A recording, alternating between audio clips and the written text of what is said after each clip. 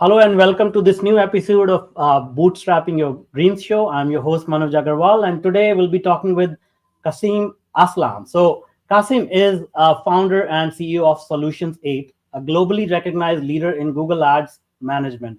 As the first traffic coach for digitalmarketers.com elite program, Kasim was instrumental in shaping the new paid traffic certification.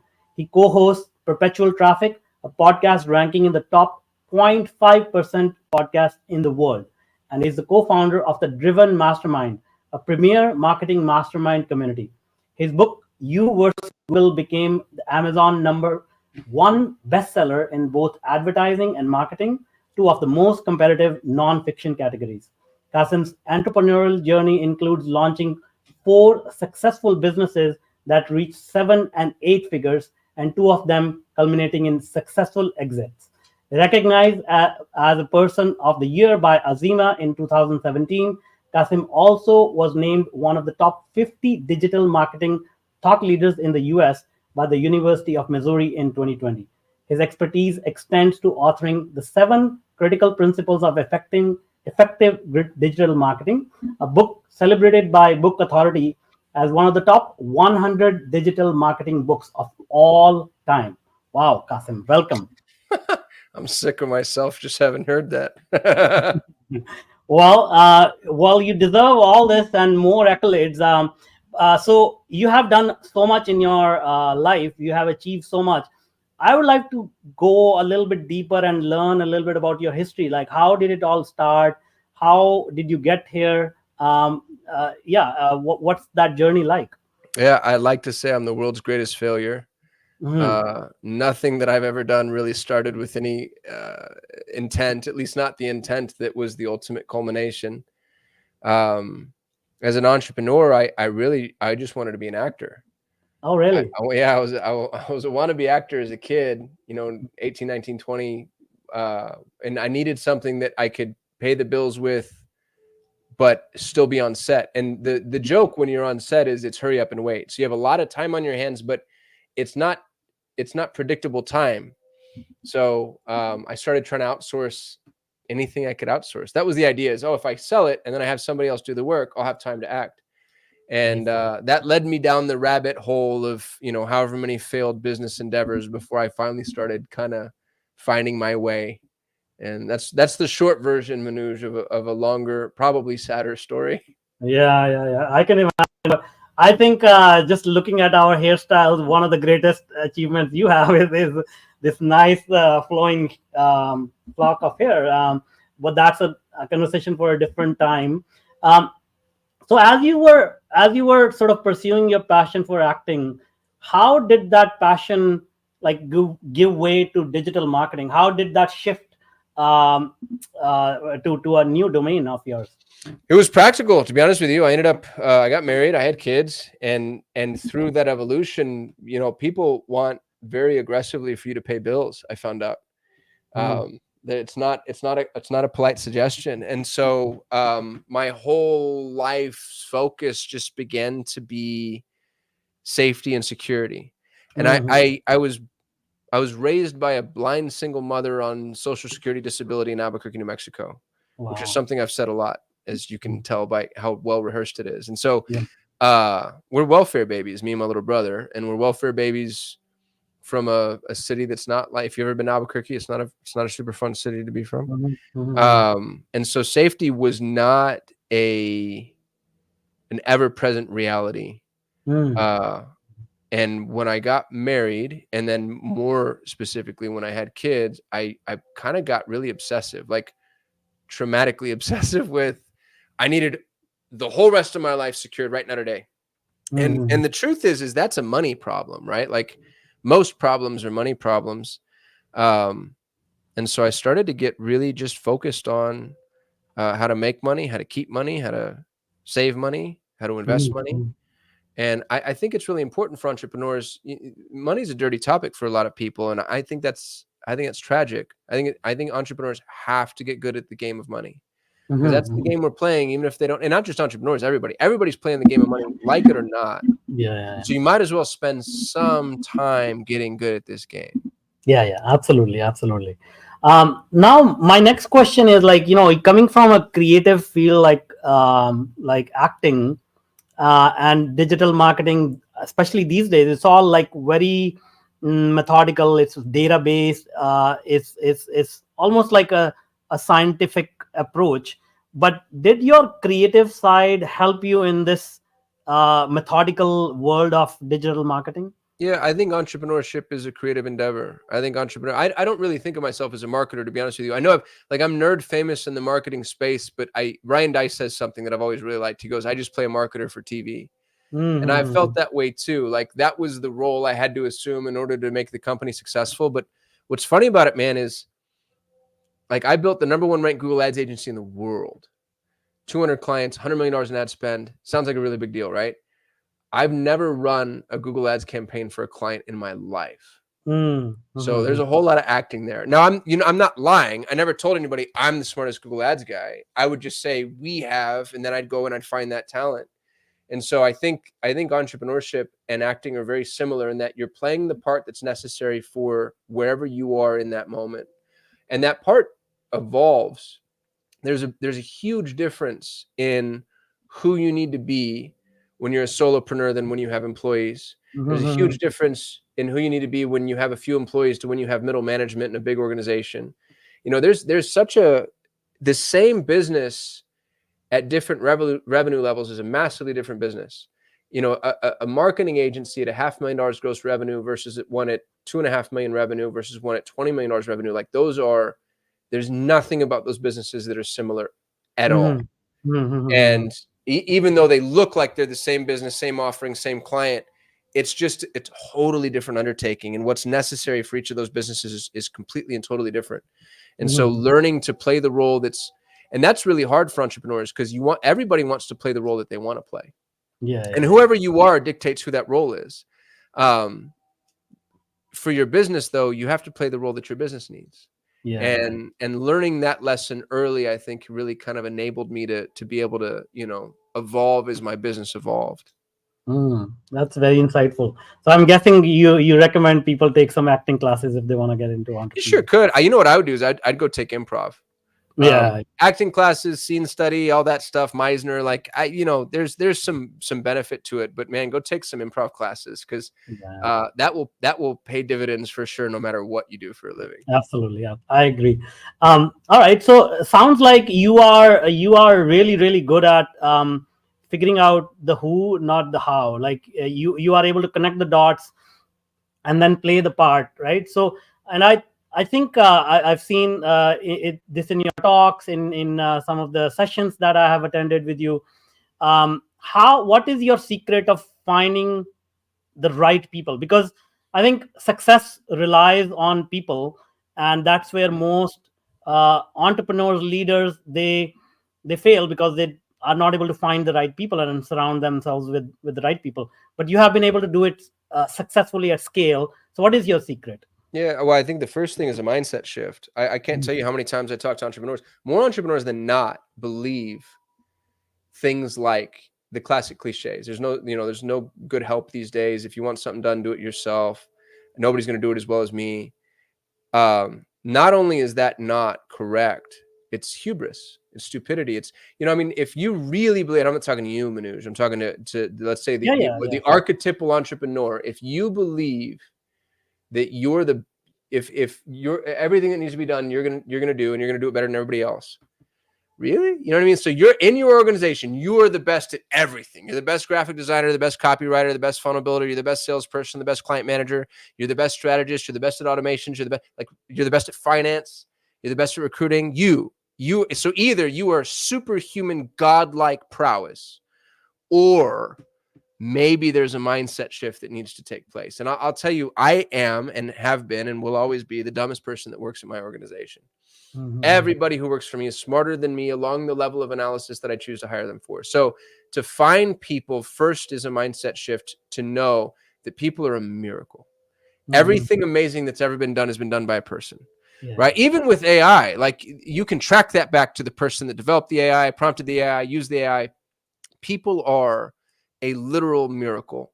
And I really mean that like a literal miracle. If you spend time defining miracles, every human has the propensity to be a literal miracle if put in the right position and situation. And so that mindset is critical.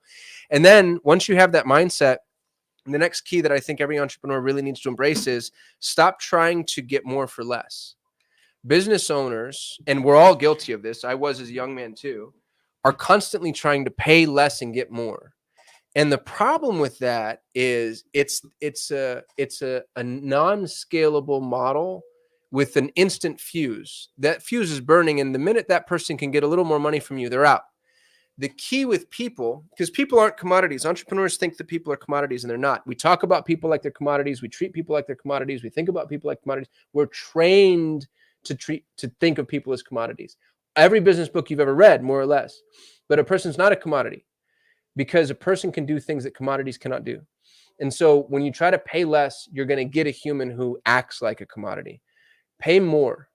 Pay 10 to 15% more than the high water mark for whatever market you happen to enter. And we can talk about how to choose the appropriate markets where you can actually do this. The thing about paying more is if you want a winner on your team, winners want to win. Mm-hmm. And money's how we keep score. So if you want somebody who's a winner on your team, you have to let them win. You have to give them a scoreboard where they're winning. And once you do that, what's really interesting is when you pay 10 to 15% more, you don't get 10 to 15% more work. You get 3 to 5 times the output. That's the Pareto distribution. So it's the reason that the recruiting agency we own is called Pareto Talent.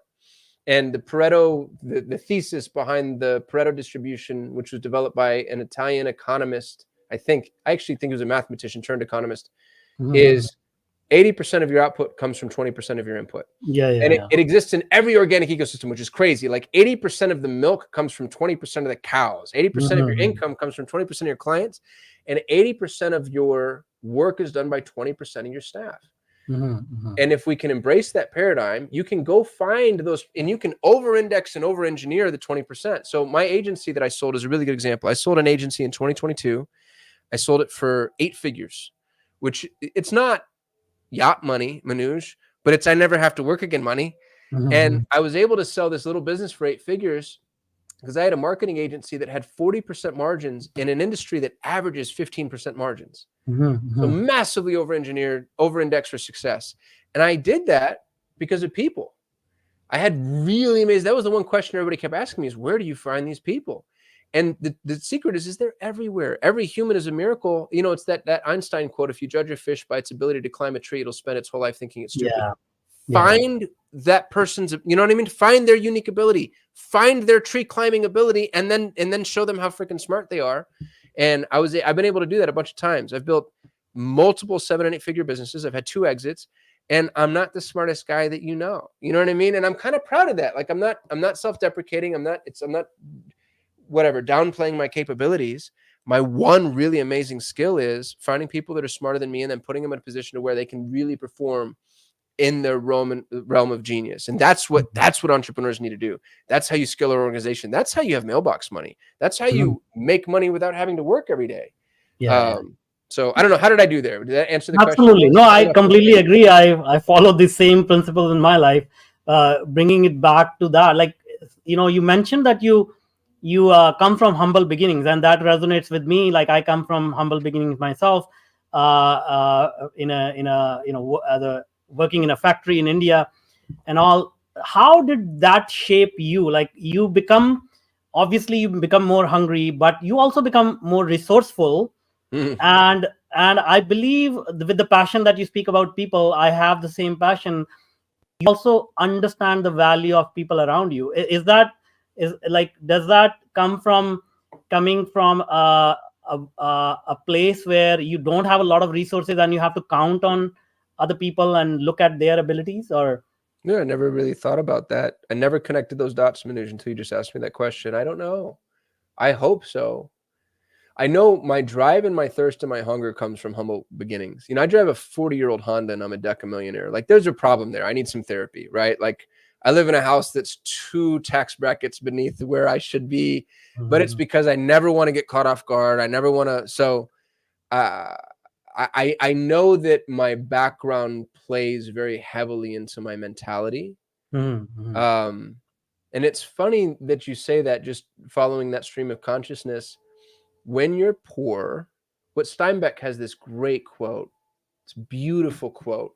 I'm going to go find it on Google right now so I don't butcher it. Steinbeck. If you're in trouble or hurt or need, go to poor people. They're the only ones that'll help. The only ones. It's Steinbeck, The Grapes of Wrath.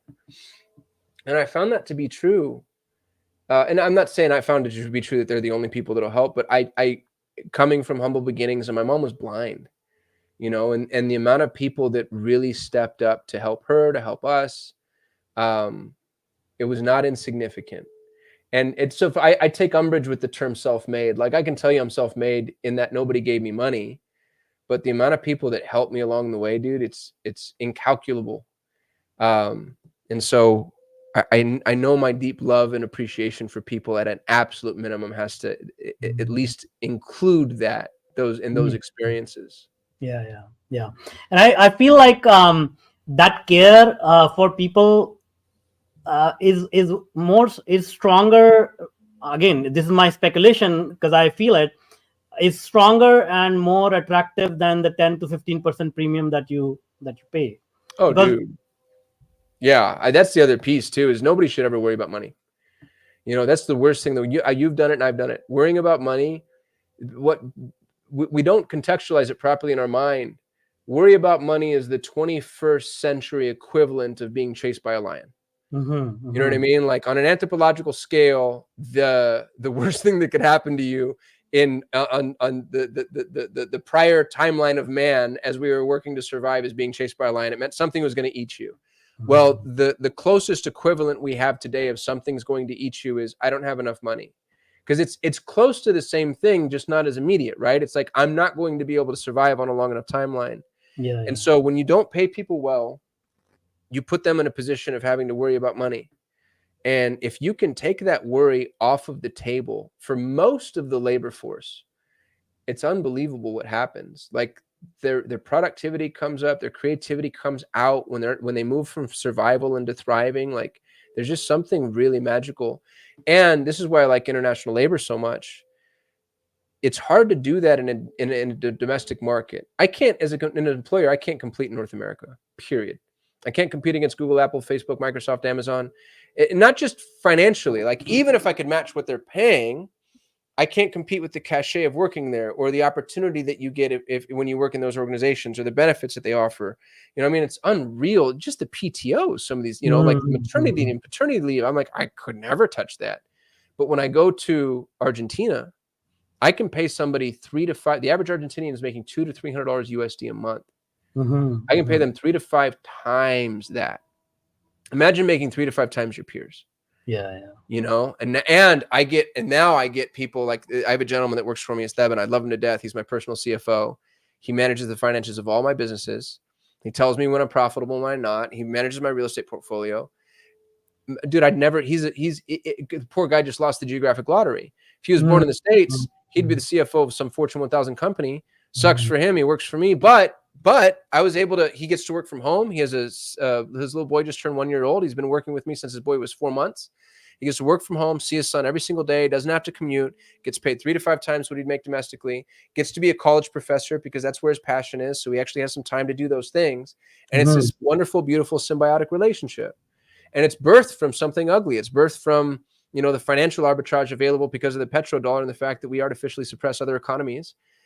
Sucks. I'm not going to be able to change that right in my lifetime. But in the short term, I can take the position that I'm in and then use it in order to kind of help somebody else. And he helps me too. It's not like a Mother Teresa here. I pay him more than he'd make elsewhere. He does more for me than I'd be able to get from anybody else. And I've got so many of those examples, dude. It's nuts. It's not funny. Oh, that's awesome. But I want to bring it back to this observation that I'm making is like your ability. Again, I don't want to put words in your mouth, but your upbringing and your challenges provided you with the benefit of seeing the potential in others that they may not even see, and then nurturing that talent and bringing it out and giving them that opportunity. Is because I have I have been in Fortune 500 the names that you have used, Microsoft and IBM, and uh, even though they get a lot of opportunity, it's not a nurturing environment. It's a very, very competitive It's environment. definitely not. Yeah, yeah. Yeah, you're absolutely right. I think that we've started to, I actually think the world has started to course correct there. But for most of the 20th century, the employee-employer relationship was not a positive one. Mhm, You mhm, know, and in some ways it just can't be. Like, you can't have a completely positive relationship with somebody who can take your income away and just fire you.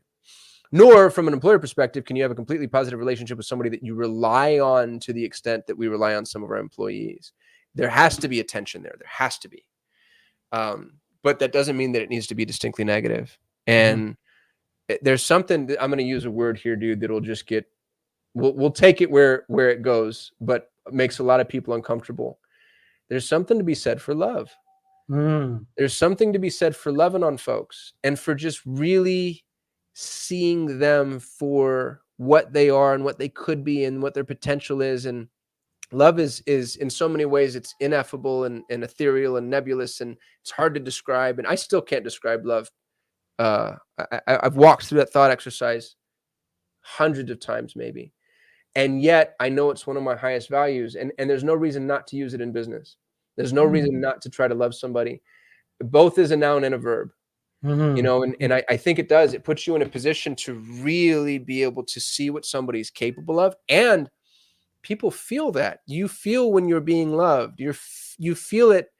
You know, I do, this is gonna sound so stupid. I can feel it from stage. When I speak, I can see from different audience members who's giving me the emotional openness and oxygen that I need to really start to expand. And that feels like love to me. You can feel when you're being loved. And in a work environment, you can feel when somebody's giving you that room or that grace or the opportunity to grow, or sometimes it's forgiveness, like love manifests in different ways.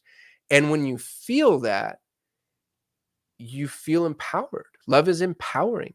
And now we don't have to use the word love, right? Like, we can use whatever word, heart maybe, or care, but it's hard to codify. It's hard to put an employee manual or to tell your HR director, like, go love people, you know, from 2 to 4 your job is to love. But I do think that there's, and we've been exposed to organizations where that just feels like it's part of the ethos. I feel that, I'll give you 2 examples. Interestingly, they're both based out of Texas, now that I think about it. USAA, which is an insurance company. It's an insurance company only for people that have been in the service, men and women that have been in the service or their dependents. My mom was a dependent of somebody in the service, so I got it by proxy. Every time I'm on the phone with somebody at USAA, I feel like this is amazing. What a great experience this was, you know. And so at some point, I have to imagine that's built into the company culture. I feel that way at Southwest Airlines too. I feel like, generally speaking, you'll catch people on bad days, but mhm, there just feels like there's some love there, you know. And so I don't think it's impossible. Those are massive companies, massive organizations. I don't know how many thousands of employees Southwest Airlines has, but you can inject that. And then there are the companies where there's definitely no United Airlines. Are you kidding me? There's no love there. You know what I mean? Like, nobody, there's some good people there. I know. I'm not saying there's not, but there's nothing about that brand that has ever to me mhm, said that there's anybody that loves anything. mhm. Um, so it's possible to take love and to inject it. Yeah, yeah, And I think that has to start at the top, you absolutely. know, and that's why we talk about building a culture. And um, it starts at the top, but it requires, the prerequisite obviously is a passion for people. Yeah, yeah, yeah. And people are going to feel that, and they're going to carry it forth and carry it on. So as an employer or a business owner or an entrepreneur or even just an executive, gosh, the way you feel about folks is going to translate no matter what. And Mhm, it's going to be reflected back to you. Because I'll tell you something, as an employer, the thing that occurred to me early and often was, it's not the employees that are making all the mistakes, right? Like, I'm going to screw up as often, it probably 51% of the time, it's going to be me or more. mhm, And it's going to be things like, hey, I know I said this was the policy, but we actually need to do it this way. Or I know I said this was the product we're selling, but we're actually going to pivot in this way. And the entrepreneur in you goes, oh, that's just a pivot. It's no big deal. But the employer in you needs to say, you know what? I hired them to do this, and now I need them to do that. That's a mistake I made. And hopefully they're going to view me with the same love and grace that that I would hope and expect that I view other people with. Yeah, absolutely. No, that's quite deep.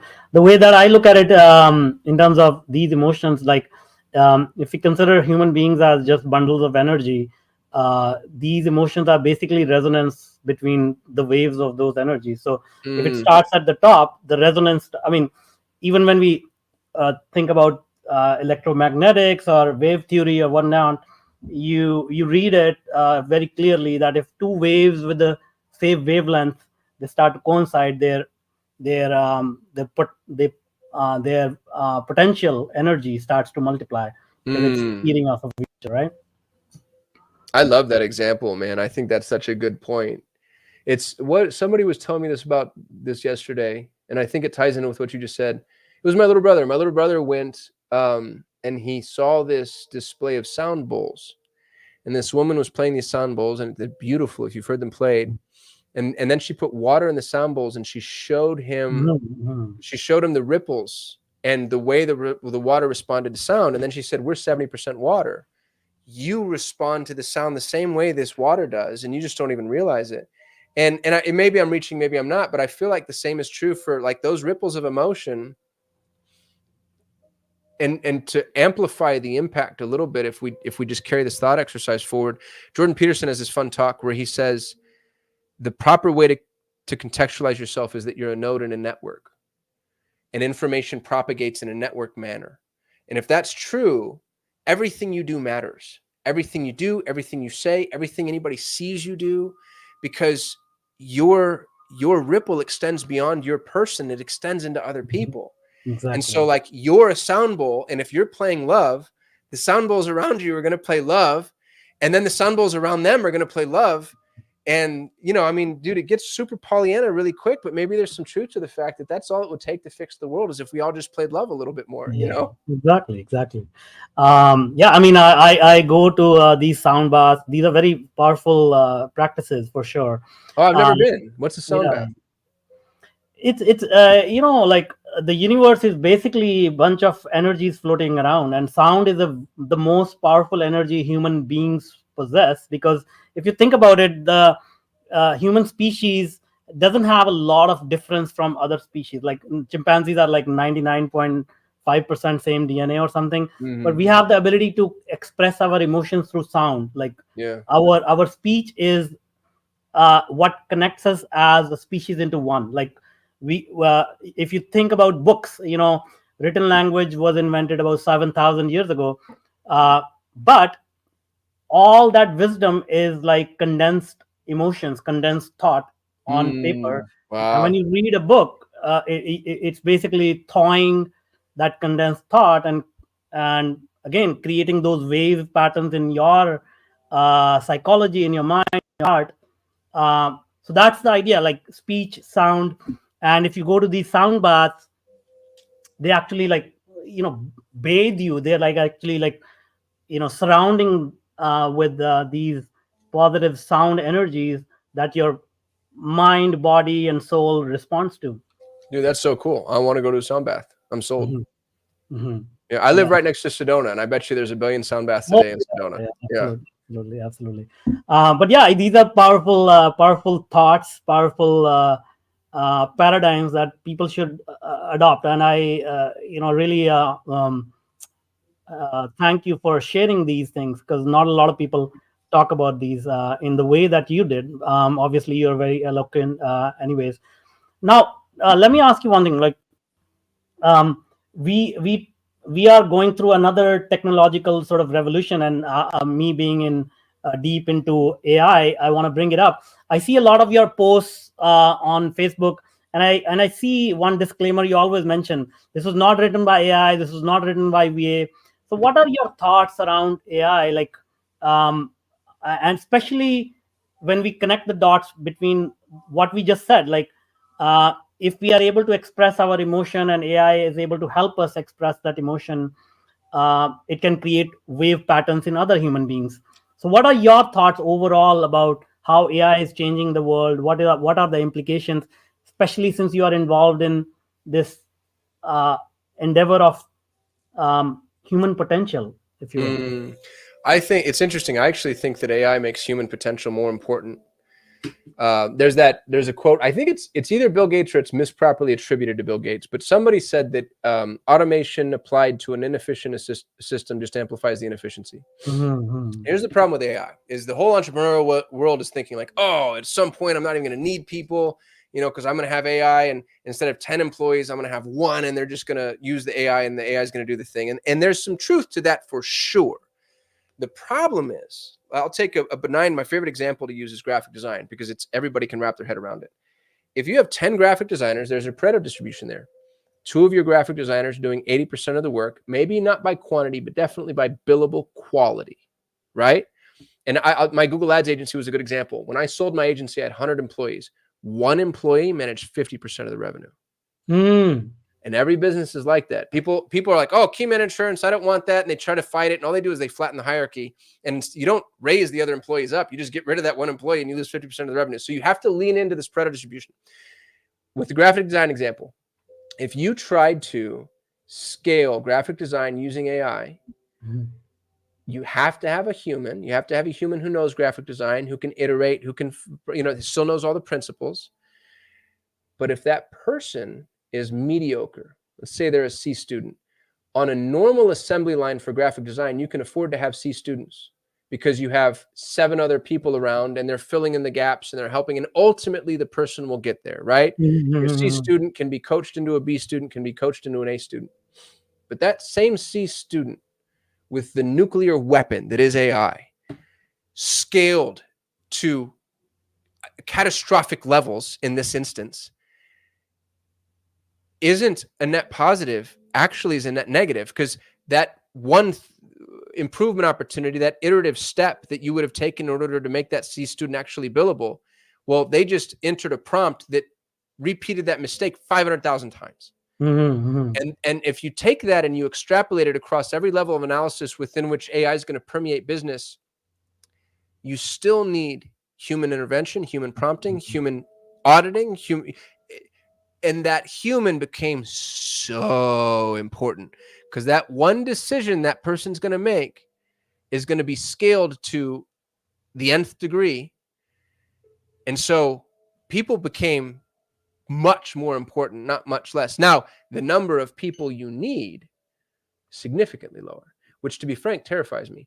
I don't think there's a future where we don't end up with some semblance of universal basic income.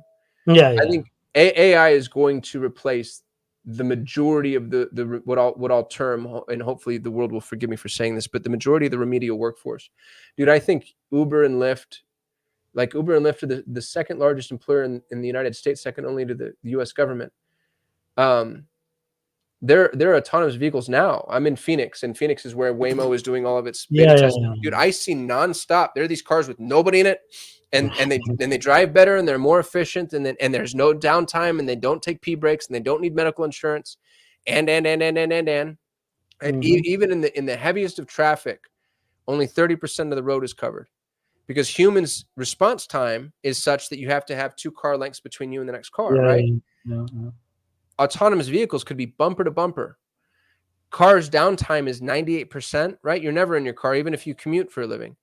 There's so many things that are going to be solved by these autonomous vehicles, and we're going to have the largest labor force in the history of the world, even larger than in the Depression by capita, roaming the digital airwaves, trying to find something to do. So I think we are going to have a human resource issue in that. What do we do with these folks? So let me plant this idea. Now that we are coming towards the end, you mentioned this paradigm of starting at the top and spreading this resonance in people, in emotion, love or happiness. I believe there's going to be a market for emotions. Right now, the whole economy is based on products or services. But at the end of the day, each product and service creates an emotion, some comfort, some sort of emotion that the person is buying, right? So the future will be, there'll be products, services, and raw emotions that you can just buy. That's interesting. I would need to spend some time noodling on that one, man. That concept feels bigger than me, but that's, yeah, I wouldn't doubt that at all, Manoj, especially knowing you and how much time you spent thinking about these things. Yeah. But that's where I think the new economies of new kinds of jobs and those type of things will come, because AI will not be able to produce those emotions. It will actually come from humans. Yeah. But anyway, this has been such a interesting conversation. I didn't even know, like, we went very deep into this. Um, but it sort of reflects on how you are serving the market with your new venture, Pareto Talent.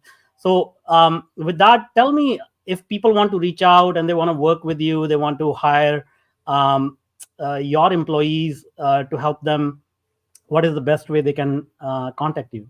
They can go to ParetoTalent.com. We're playing a quality over quantity game. So my goal isn't to staff the most amount of people in the whole wide world. I'm trying to staff people with meaningful work. So I won't staff for like boiler room work. If somebody wants like cold callers or data entry folks, we don't do any of that. But if they've got a job, I mean, our people will take out the trash. They're not above that. But there needs to be, they need to be a part of your team. They need to be treated like a real life human. They need to be able to go to their kid's ballet recital, no screenshotting desktops, like that type of thing. And in return, you'll get one of the best employees you've ever had, and they can take some pretty heavy lifting. So if somebody's interested, go to Pareto.talent.com. We have a whole intake process. We'll walk you through, and then everybody gets matched one-to-one with the EA that we think is best suited for them. Awesome. We'll put that link in the show notes so that people can reach out easily. That's great, man. I appreciate you having me on. Thank you. Great. Absolutely. Thank you so much. All right, buddy. Take care. Bye, everybody.